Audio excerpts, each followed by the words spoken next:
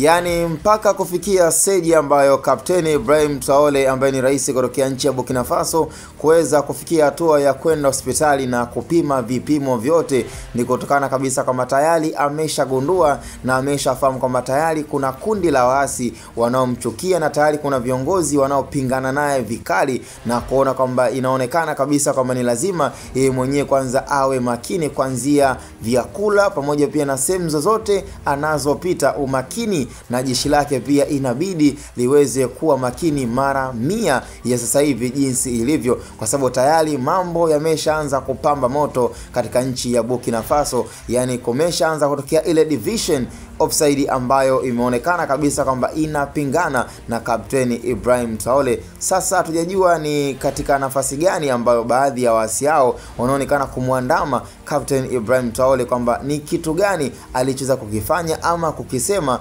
ambacho kinafanya mpaka ifikia hatua kwamba sasa hivi Rais Kapteni Ibrahim Traore amekuwa akiandamwa sana. Kwa hiyo ni swala ambalo of course aliamua kwenda hospitali na kupima vipimo vyote, ni swala ambalo pengine limekuwa ni kwenye ushauri mzuri na ueledi mzuri pamoja pia na yule aliyeweza kumshauri, kwa sababu tayari imeonekana kwamba ni lazima mwamba awe makini na kile anachokifanya kuanzia anakoenda, lakini pia na hata vyakula na hata watu alionao. Kwa hiyo ni swala ambalo ni lazima watu waweze kulikalia katika umakini wa hali ya juu. Kumpoteza mtu kama Kapteni Ibrahim Traore kwenye nchi ya Burkina Faso kwa sasa itakuwa ni wakati mbaya sana, kwa sababu tayari ni kiongozi aliyekubalika na wananchi na kila mmoja anaona impact ya Ibrahim Traore hata katika nchi nyinginezo na hata katika ule umoja wa zile nchi kama Mali, Niger pamoja pia na Burkina Faso, ambao tayari wamekuwa kwenye muunganiko bora wa kuweza kumtegemea kiongozi Rais Ibrahim Traore ambaye tayari ameonekana kuwa kwenye nafasi